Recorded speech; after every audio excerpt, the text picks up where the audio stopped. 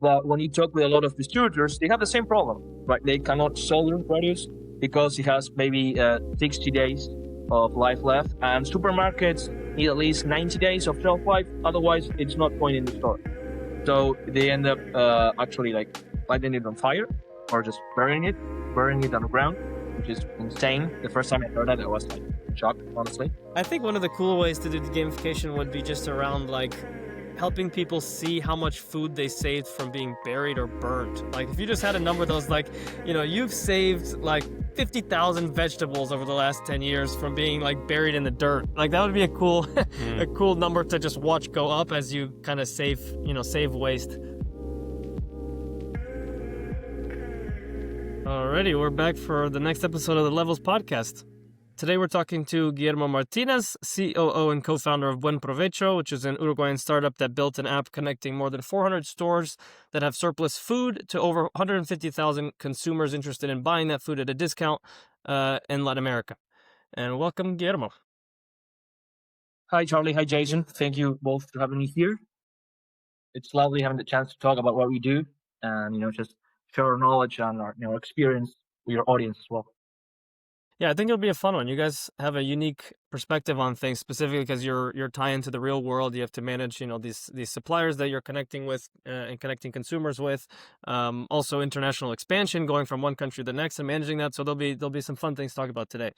But to get started, you want to just give a brief overview of your background and kind of how you ended up working on Buen Provecho in the first place? Yeah, for sure. I started business and finance. But I ended up, I always planned when I was studying just going to finance, but I ended up doing sales, doing B2B sales, mainly in advertising. And although, it was quite financially rewarding, it didn't feel, it was like fulfilling. I was doing something, more. And also, I always had this urge, of like doing something of my own since I was a teen. In my family, there's like entrepreneurship in our blood. Like my father has a company, my grandfather has a company, my aunt has a company. So we all do our own stuff. So obviously, maybe just trying to go the same way, but also doing my own thing at the same time. But I didn't have any previous experience in B2C or food tech, which is what I'm doing right now. We started following the to go model, right? We saw that it was working in Europe. And they were kind of like a benchmark because they were not the first one in trying this kind of business, but they were the first one that could make it work, right? So obviously there are some learnings that along the way, and maybe some things that we can bring here. We start with the concept of here in Latin America we produce a lot more food than in Europe, volume wise, and also we were quite a bit more inefficient.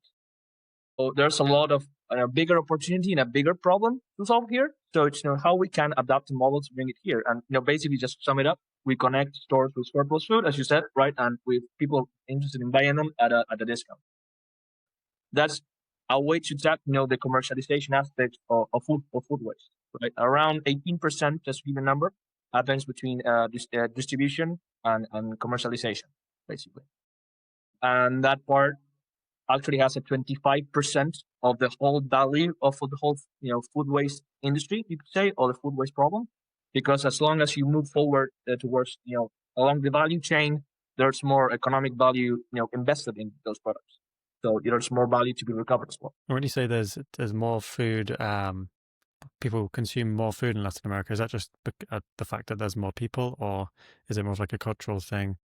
Not that they consume food, but we produce more because we export a lot of food.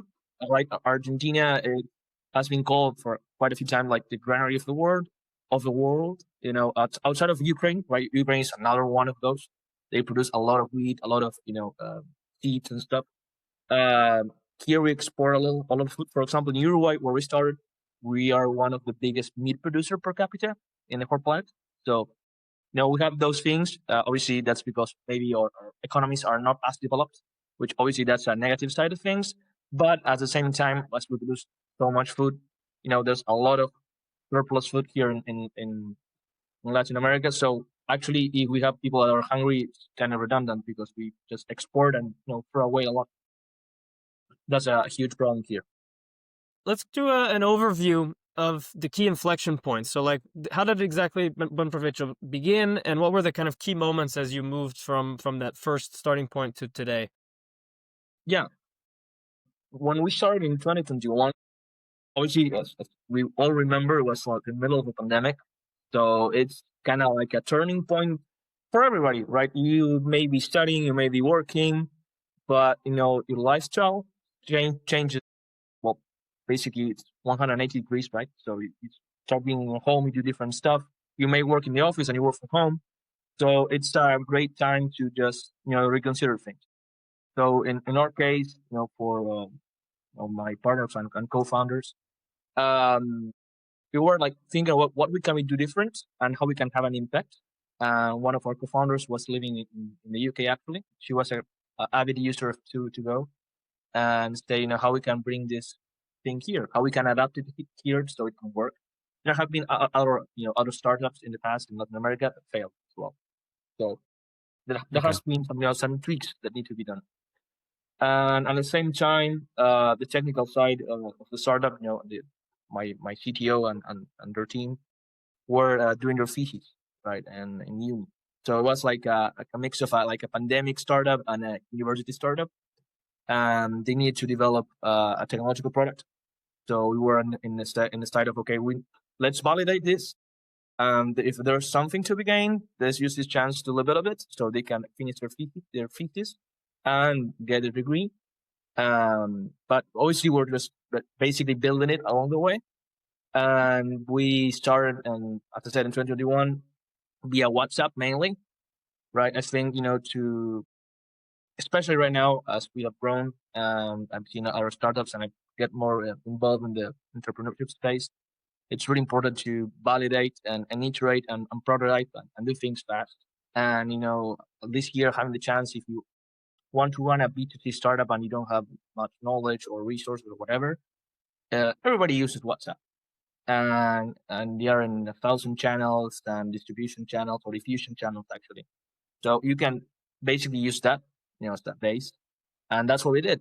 We made a group chat, people share, with the link, with the invite link, and we got almost 1,000 people there at one point before we moved to the beta of the app. And we basically went to stores at the same time, obviously because it was a pandemic, we weren't selling. The food business was really suffering. So we, told them, okay, we're doing this. We're selling, the food at a discount. And we went there and obviously we sold it, we pitched it.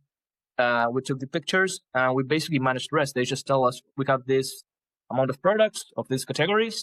We already just took the pictures, right? We did a really good job in curation. At the first time, biggest struggle was avoiding maybe the expectation of it may be second quality or second tier food. So and that obviously we worked around it by building trust. Mission is really important, right? When you get people to build a community, like we're trying to do things differently, they already trust you more. They don't think okay they're just trying to get a quick buck and just screw us over. And I think that helped a lot. And yeah, we started there. Basically, every time we publish in the chat and the group chat, it got sold almost immediately, which was amazing. Honestly, it was one of the best experiences I ever had. And yeah, and that said, okay, we have something. Let's build it. So from middle-ish of 2021 to the end of 2021 is when that was like the WhatsApp period, and then at the end of 2021 is when you transitioned to the beta. Yeah, we had the first order via the app, like I think was the 28th of December of 2021. So just like trying out, it was us, of course, but just trying to see if it worked like in live. So and then in January it like kind of started and it just grew from there. I don't think that's necessarily like a given though that a lot of people would do to spend that time. Like I think if I approach that problem, be like, okay, well I need a mobile app for like that's just table stakes. Like you need it to get it to work, but it clearly did, and it was really just you guys behind the scenes, just talking to businesses and just texting people basically, trying to get them to buy this. I mean, at the start, obviously now you have a lot of like resources and tools, and you can use AI agents and any resources that can help you just work smarter and be more productive. But yeah, we just kind of like the bootstrapping mentality. We just did everything, and that just worked, right? Like before we try to adapt the processes to scale up, just see if you are like rough, if it still works. If you have a good reception, uh, while being kind of inefficient, that's actually a really good sign.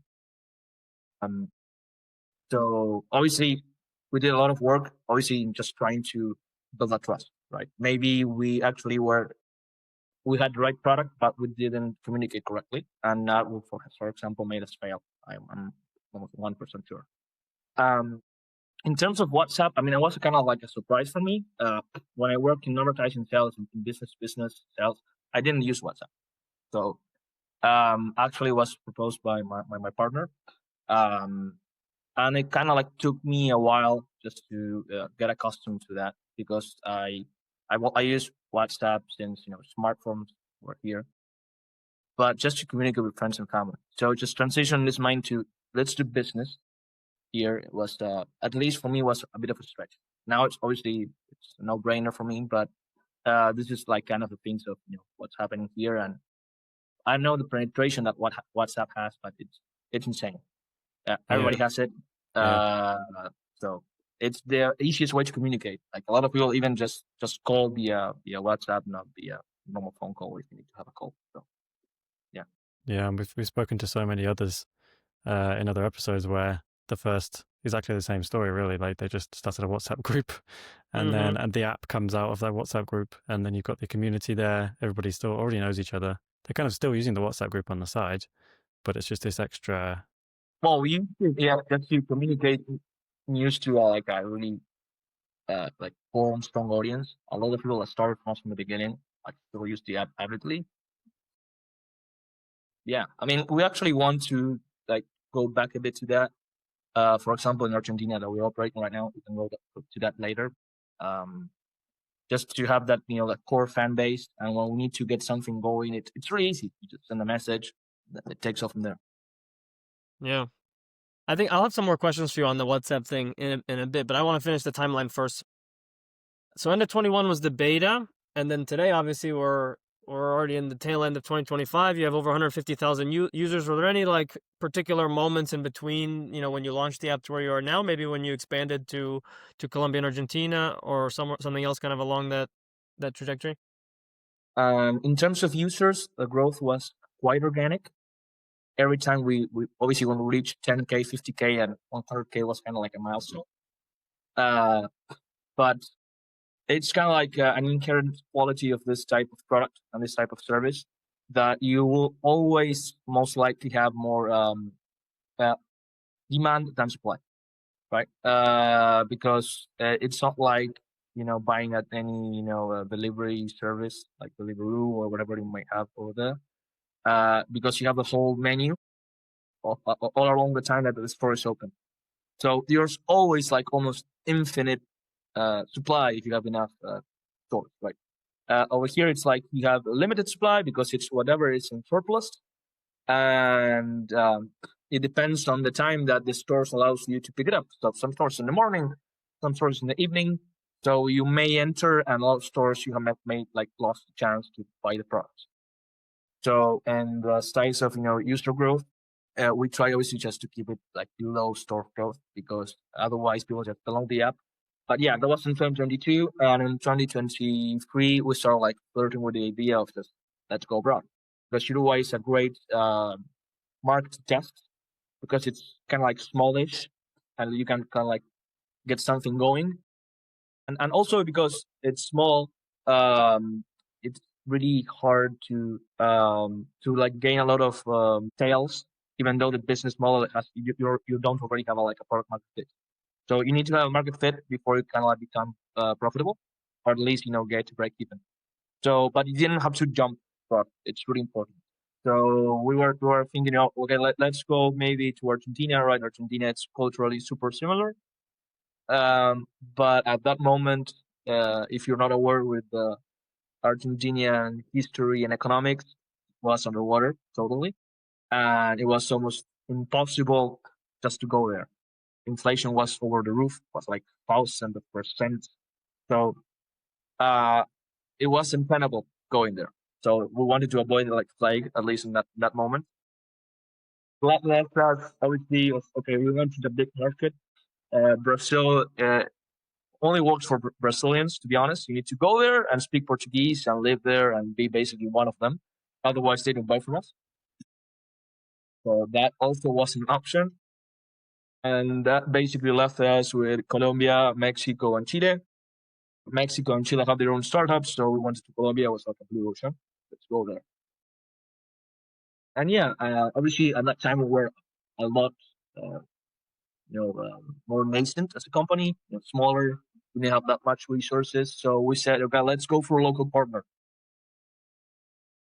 And yeah, we basically had our first roadblock because we instead of just going there directly or just having a huge stake, so a lot of skin in the game, we went for a franchising model.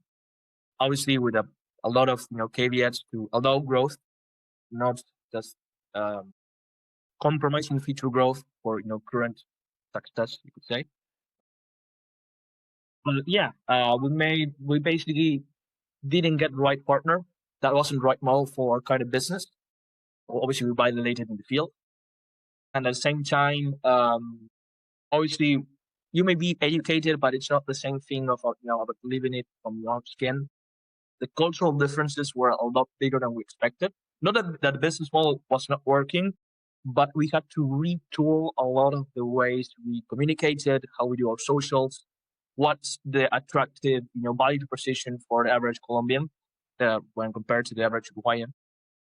And yeah, that ended up that we were not able to capitalize on that, and that took us from that was something I started at the end of middle to end of 2023. We shifted to Argentina, obviously using the learnings taken from Colombia in 2024. Middle to end of 2024. Now, obviously, we're in Argentina. It's going quite well. And now that we are a lot stronger, we want to double down and go back to Colombia. We know that a lot of companies are trying to go there. It's a bit hard to enter, but at least when compared to Uruguay and Argentina, even they are a lot more inefficient in the food production industry. So actually, there's a lot more ways to attack, and there's a huge audience that's actually interested. So it's actually a lot more getting the market fit for that kind of market, and you can just basically make it work. But obviously, it's hard. We've talked to a couple of businesses that are kind of doing similar things, trying to go to different countries. Internally, how do you see that? If it's a massive cultural difference, do you have like a country head that's almost like the CEO of that country that is pretty much in charge of running that, and then you can kind of isolate the culture and how you approach that for each one differently? Yeah, I mean, from our experience, that kind of is the way to go. But that country head or country manager needs to be a mix of your culture and their culture. And for example, there's something that is quite impressive to me, even still after all this time. They are really not direct. They're really indirect on how they speak. So, but at the same time, at least we prefer directness. It's led us to more efficient results, I think. So you need that person to be able to talk in their language while working in your language, right? With your like rules and customs. And that has actually proven a bit hard to find a person because it's the right mix of attributes of just like having the passion for what we do, being interested in working in a startup, right? It's not for everybody. And also having maybe the right mix of being maybe a Colombian Uruguayan breed, or obviously Argentinians are very similar to us, so Argentinians also fine. Or maybe having a lot of corporate experience. Normally for corporations, you need to be more direct and more efficient, and obviously that's a bit of a challenge, especially if you don't have a network over there. And that's something we obviously still work with local partners in a completely different manner, but to get that network, get those connections, and basically make things happen, right? At the end of the day, magic is the execution. You might have an amazing idea, but you need to make it work, and for that, you need a great team. Team is 90% of, at least. I don't know, but it's a huge amount. Like really significant. Sure. In the end, it's everything, right? Yeah. Yeah, the international expansion thing is really interesting. I'm curious. So you're at 420-ish stores now. What is the kind of rough distribution of those numbers? Is it like 350 are in Uruguay, or is it like 100 and then you immediately started looking outward, or what's the kind of more or less the distribution? Right now we have around 75% ish. Uruguay, the rest is in Argentina. Argentina is growing super quick. For example, this year we experienced a 15% growth month over month, um, which at least when compared to last year, it's quite a bit. Are these distributed in the major cities like Buenos Aires and Montevideo, or are they spread out throughout a decent amount of cities? No. Well, at least here in Uruguay, it's really particular. 60% of the population live in the capital, right? The rest is super distributed around like smaller cities. So if you have the capital, you basically did it, like on a general sense. In Argentina, you kind of have the same thing, like the same phenomenon. The Provincia de Buenos Aires, which is the department, the state, you could say, has like huge amount of the country population as well. But still, there's a lot of huge cities, all along the rest of the country, and there you can also go as well. But given our model that it's not delivery, it's takeaway. You need to go to the store. Our average user goes around 2 kilometers to pick up the product, and that basically makes it harder to make it work in rural areas, right? You won't go 5, 6, 7, 8 kilometers to just save a few bucks. So we target mainly cities, right? Actually, we are now starting to develop like a delivery solution, but it's mainly think about just attacking another area of the value chain. And obviously, we do have users that ask for that. It's like one of the main ask things. But at least because in our markets, people are like super used to just having a delivery person go to the home and drop their stuff. But when you actually transfer them the actual cost of doing that, at least in the study that we have done, right, and polls, people don't use it, right? Yeah, not willing to pay. Yeah, sounds nice in theory, but not when they have to pull out the card and pay for it, right? Exactly. Yeah, that makes sense. Were there any particular like signals that you saw that made you think, okay, we should really expand out of Uruguay now because we're starting to hit, a certain amount of saturation? Or was it more about we should make sure that we put our flag in the sand like on all these countries so we can kind of take the market before some other competitor does? Well, that's actually a great question. It's kind of both ways.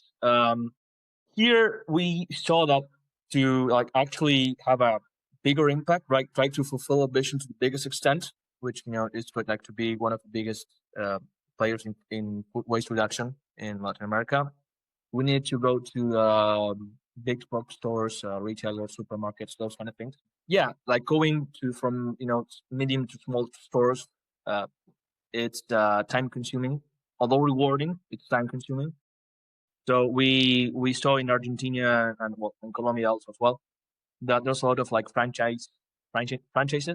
Like you have 20, 30 stores, and if you can sell to a businessman or small company, you can get 30 stores. Yeah, so we saw that we can get more leverage, and also as well at the same time that we were growing, other players in the continent were like popping up. Right, there's a competitor in Brazil, but as I say, it's really hard to go in Brazil, but it's also really hard to go outside. They weren't kind of like a threat, but we have a competitor in Mexico and Chile, and they're also growing quite fast. So was okay. We need to make a move right now. We wanted to be first, at least in Argentina or Colombia, and we thought that would be make it easier for us to just catch that captive audience and those stores. Uh, because at the end of the day, if not, you end up if you don't have a huge differential, you end up competing in price. Right, that happened a lot here with food delivery apps. Quite a few of them went under because of that. They saw like giving a lot of coupons and incentives, but that didn't create user retention. Actually, our CTO worked in Pedido Está, which is one of the biggest, if not the biggest, food delivery companies here in Latin America. It's owned by a German company called Delivery Hero, and obviously we have his direct experience working 5 years there, and how they kind of like crush competitors. So that's a lot of knowledge to be gained over there. Yeah, I mean, you hear stories in the UK, especially in cities like London, and literally week to week, drivers are switching apps. One week they're on Uber, next week they're on Deliveroo, just because there's some offer that they can get. So it's reached the point of ultimate saturation where they're just looking for the best deal for that week. I don't know if you have like a sense of, you're probably not there yet, but like when do you see like that coming down the road, or is that like a long way off? I mean, we don't want to delude ourselves. There's going to be a consolidation moment. That's going to happen. I don't know when. Obviously, I think we are on the good side of the scale, if you could say that, right? That we have a chance to be one of the winners.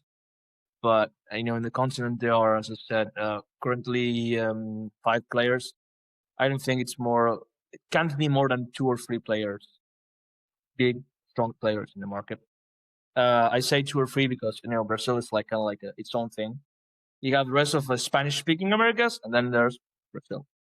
And Brazil by itself, it's almost worth the same as the rest of the countries, right? So it kind of sustains itself. Do the other apps, those competitors you mentioned, do they have the same model as you in that when you use the app, you can kind of see a menu-ish of options and kind of pick what you'd like to buy? Or do they have a system where it's more of a surprise thing, like you show up and you don't know what you're going to get? Well, yeah, that's kind of how we differentiate ourselves.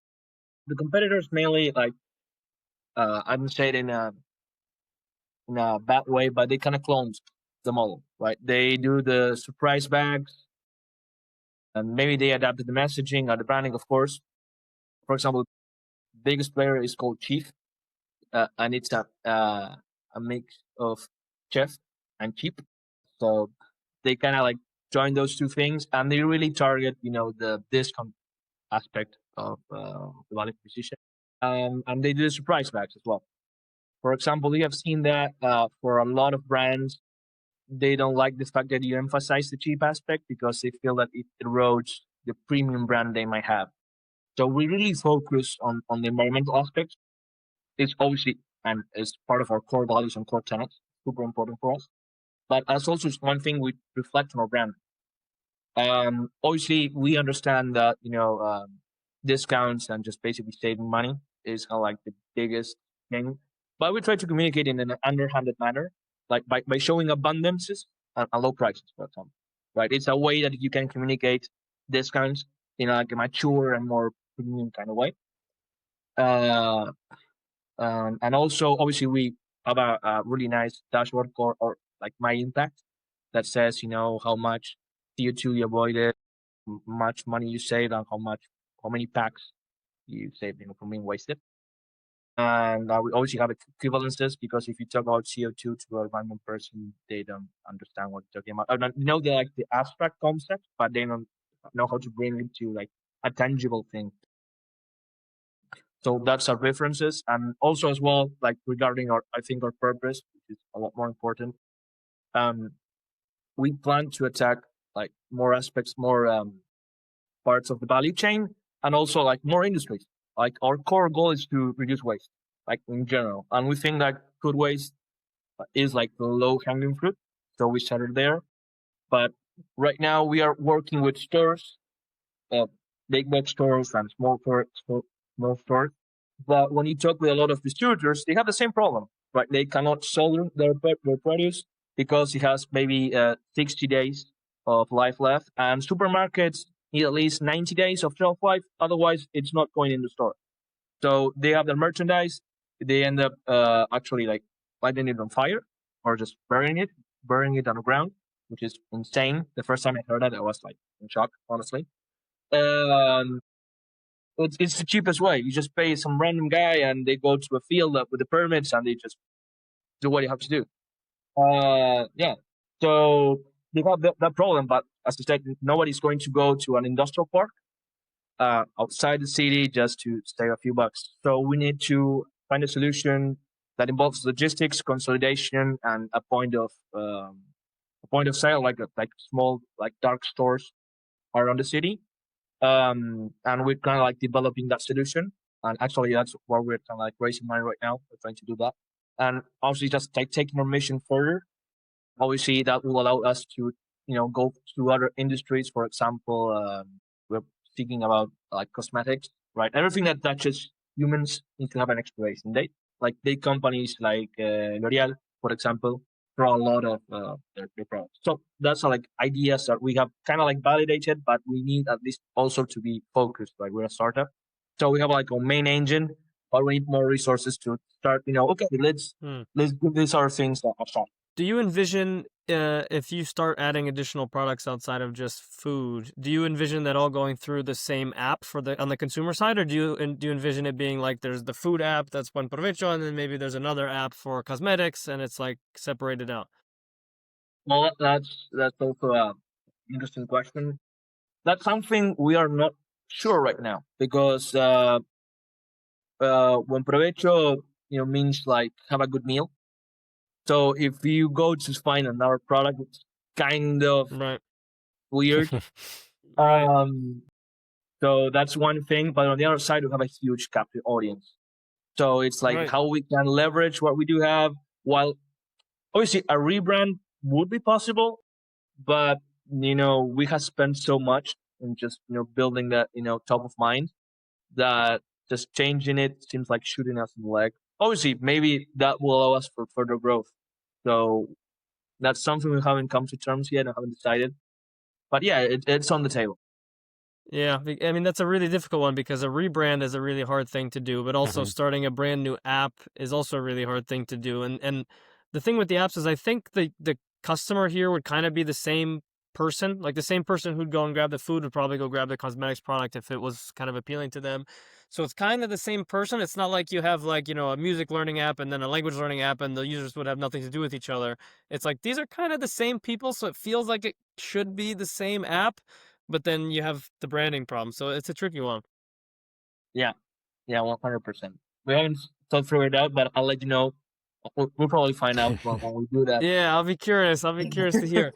Let's talk more about the app. So, as far as the app goes, you developed the app after the WhatsApp group. The WhatsApp group kind of validated the concept, and you were actively selling excess food from suppliers to people in the WhatsApp group, and then you built the app to kind of be the way to do that.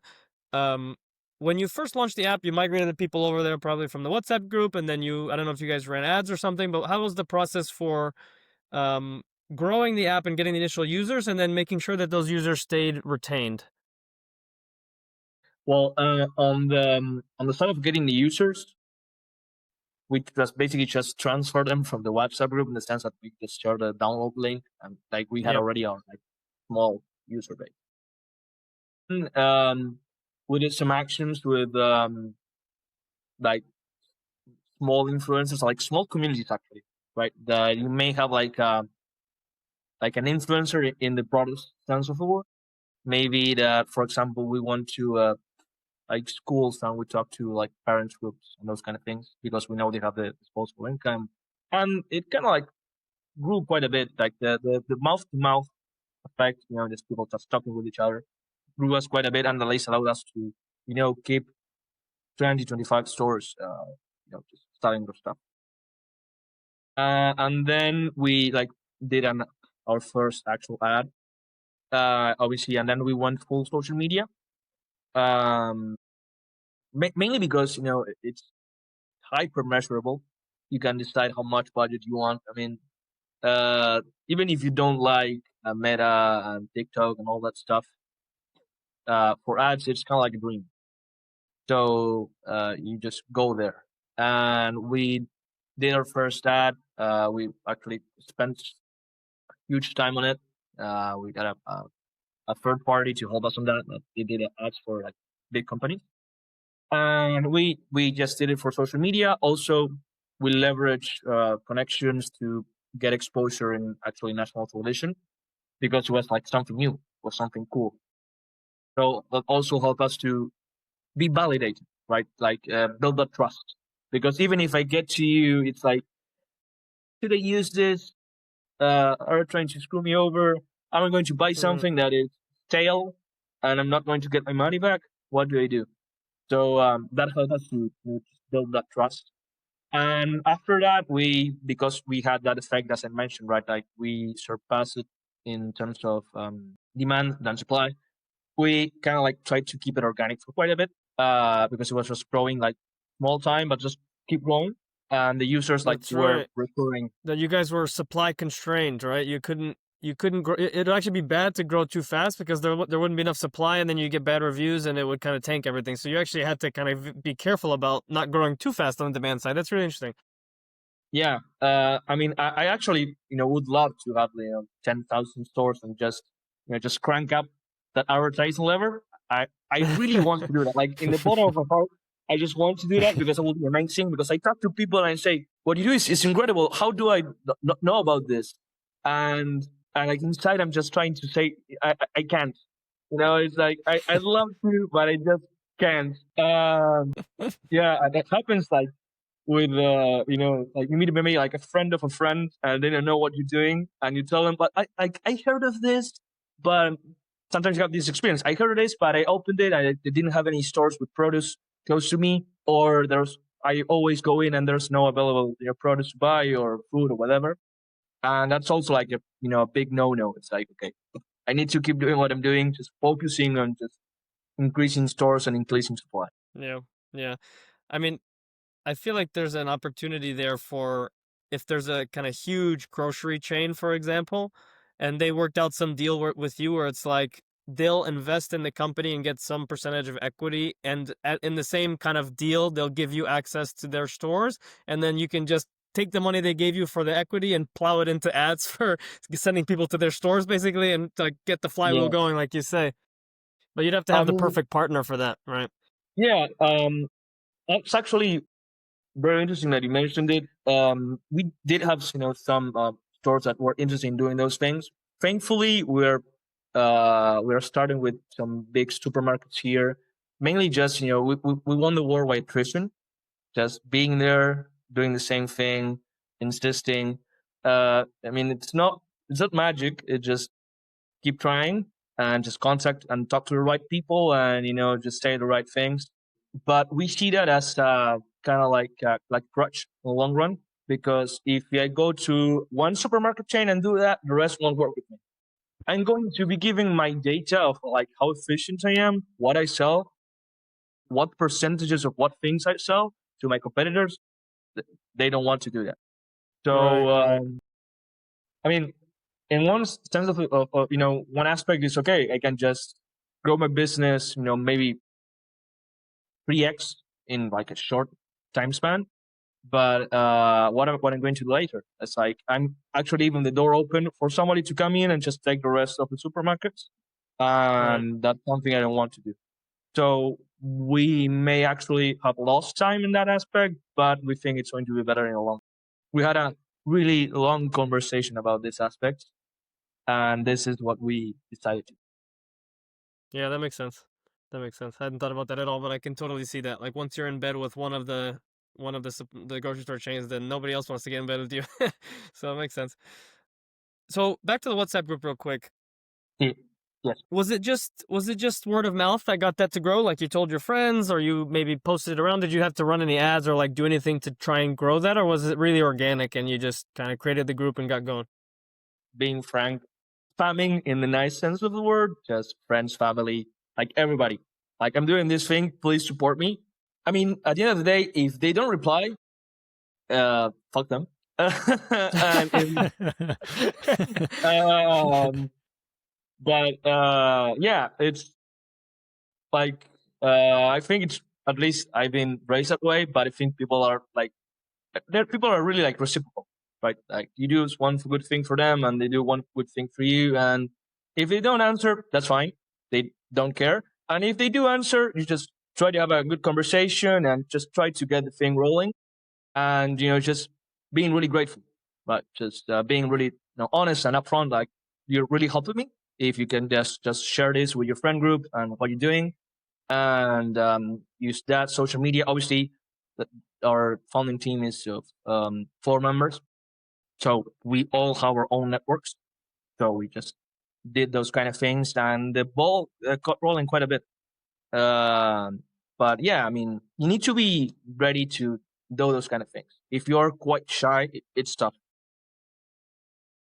Obviously, like doing it digitally makes it easier because you have like you're away from them.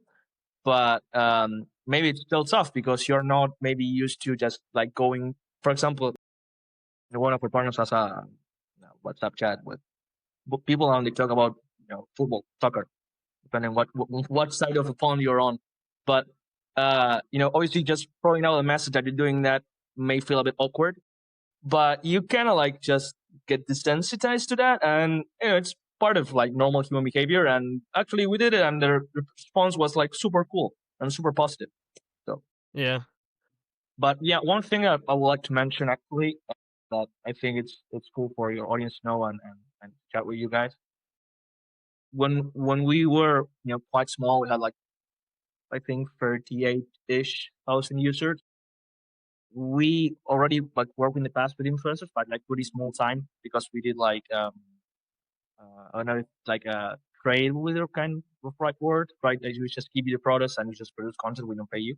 One influencer that wasn't actually quite big. It had like maybe like 15, 20,000 followers. Just did a TikTok and it just went like massively viral. I don't know why. I just tried to replicate that and was never able to, but I don't know the algorithm. And it had like Mhm. 180,000 views in like 3 days. That's insane. And that actually brought us like almost 14,000 new users in a time span Wow. of what? Yeah, 1 or 2 weeks.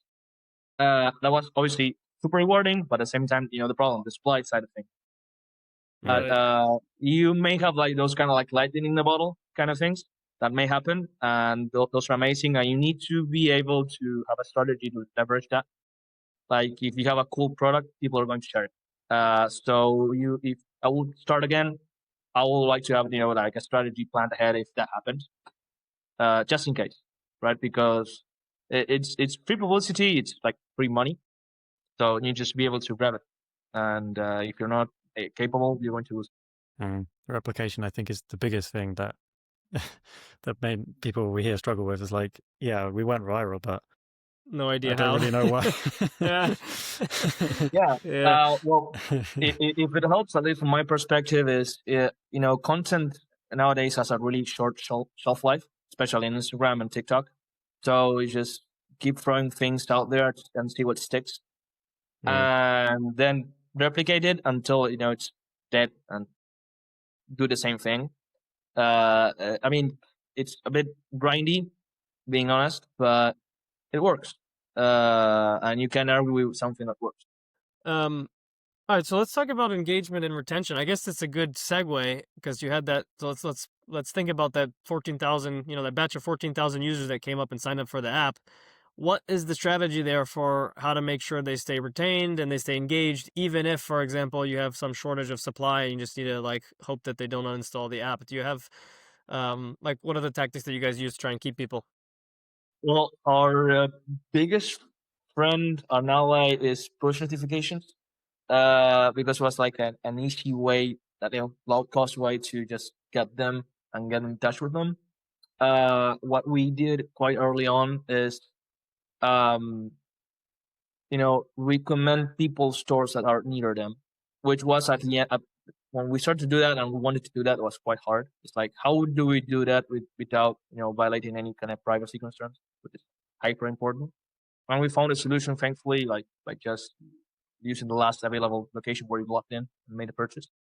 And we know mainly via some stats. It's a bit beyond me. It's on the technical side.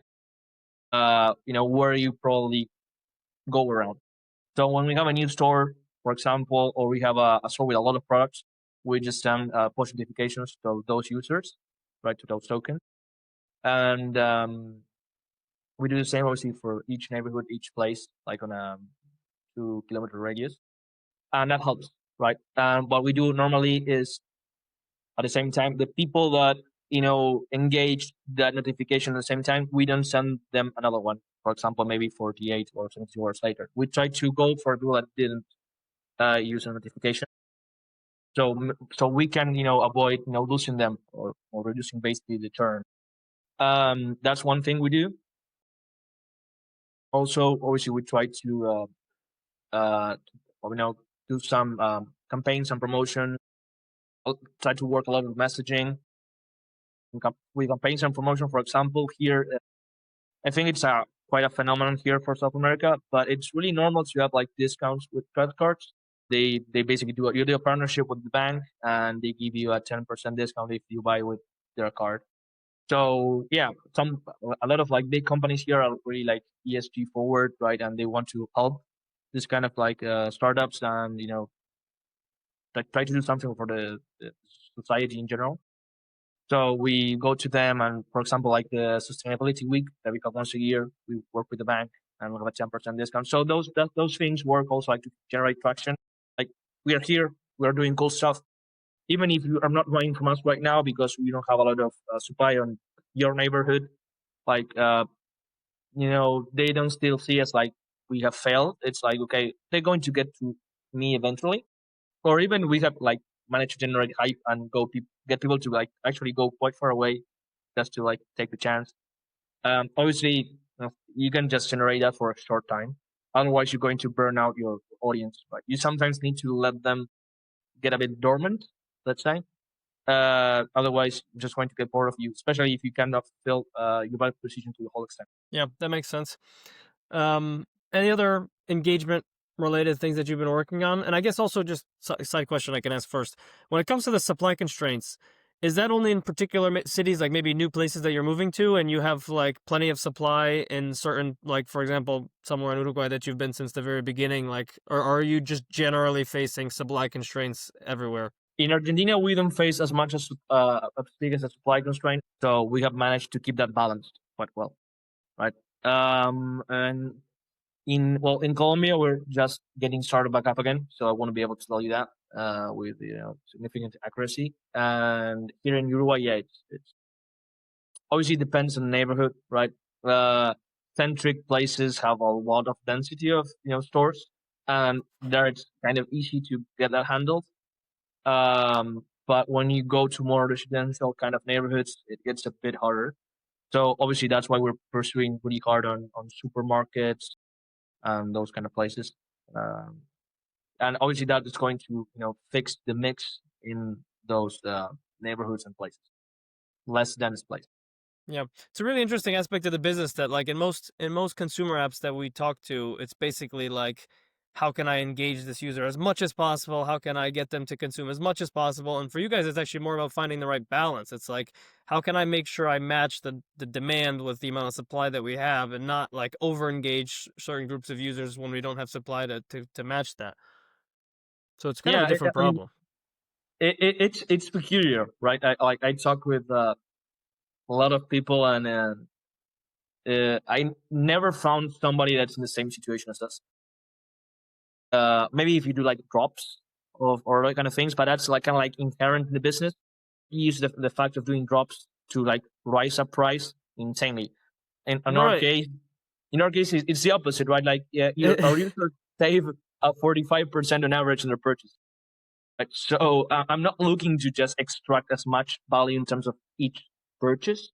I'm trying to get you to buy as much as you can, but for that I need more supply.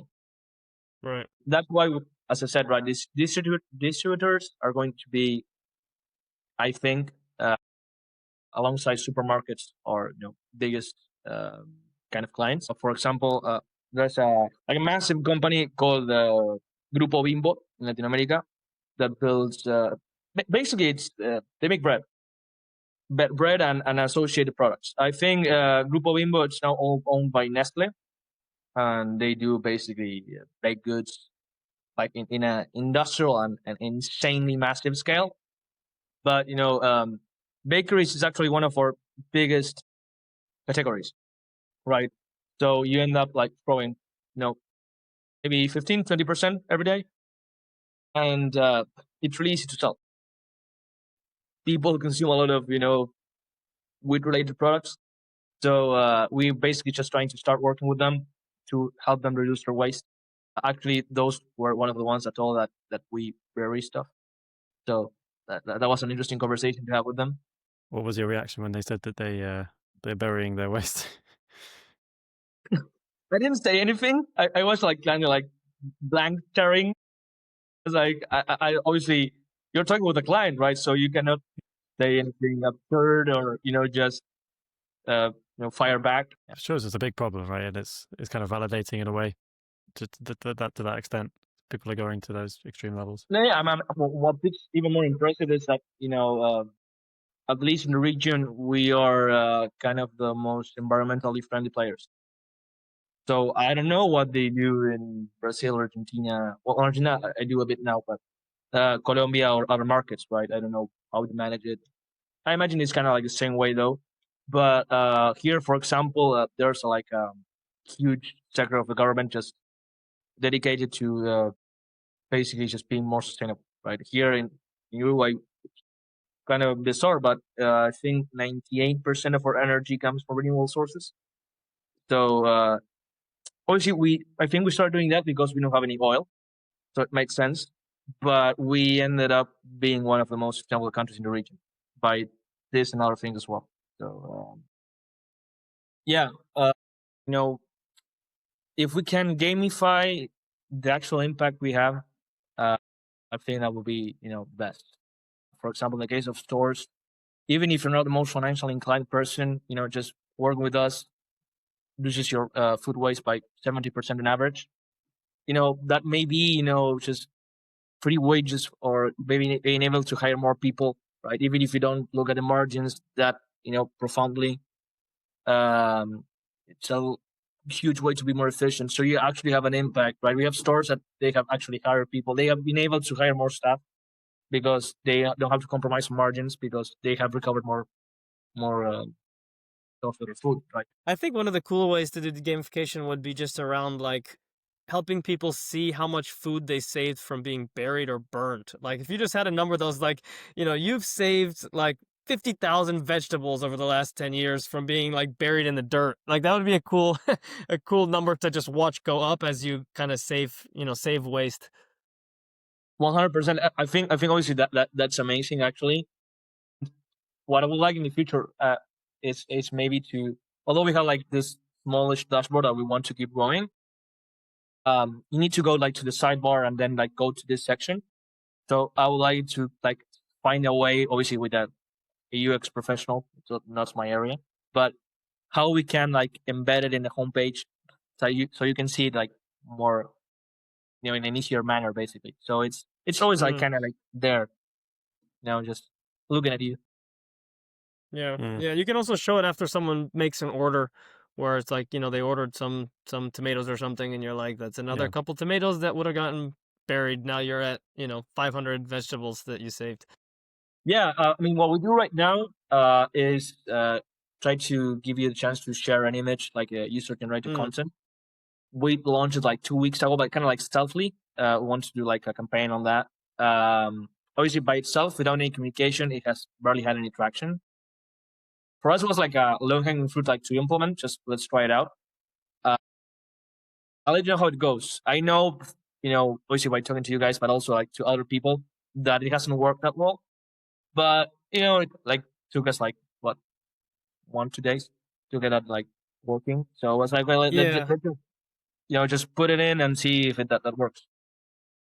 Yeah, and my other startup, we tried that once, but it was like a share feature that would like share a video of the thing you're looking at, and I think it was very hard to get people to actually use it. I almost think that kind of feature only works when you pair it with like influencers or something on the other side that's like starting the trend, let's say, and then once they see the kind of trend of doing this and if they have your app, then they'll like go and do it.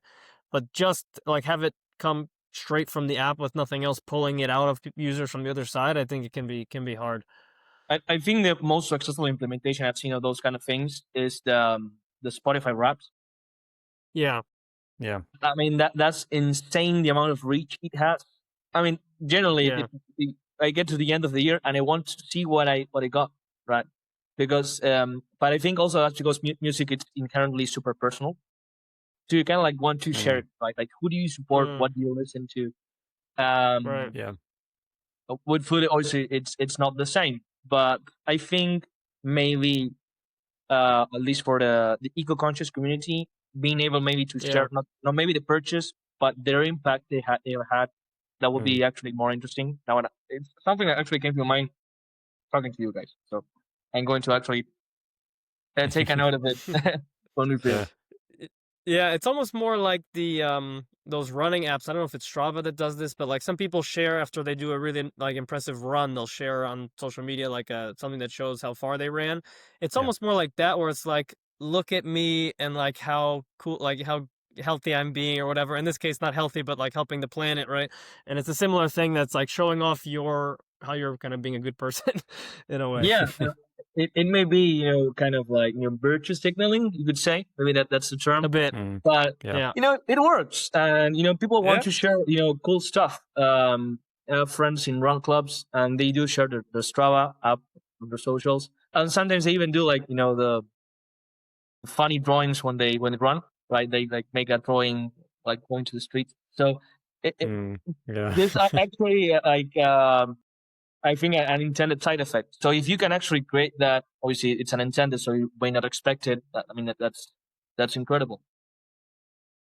I actually found about Strava because somebody actually posted one of their stories, and that's how I got in touch with that aspect. Yep. Yeah. Have you thought about other social features like actually comparing users? So it can be like a public thing that you see, but also like a leaderboard almost of people's impacts, or even by city or country as well. Actually, we haven't given that a thought. I think that's actually quite a cool idea. I think, yeah, for example, we have anecdotal, right? But we have an old lady that's like around 67 years old that purchases every day, 2 to 3 times a day, and it uses it to go around and just like walk and go around the city and just do some physical activity. So I think she will be one of the top users, at least here.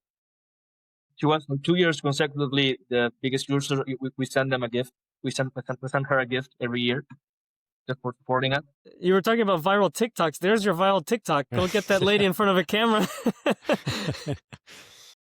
That's actually a great idea. I don't think she will be open to it. She's a bit shy, but maybe we can try to get her to do that. I mean, that's actually a cool idea.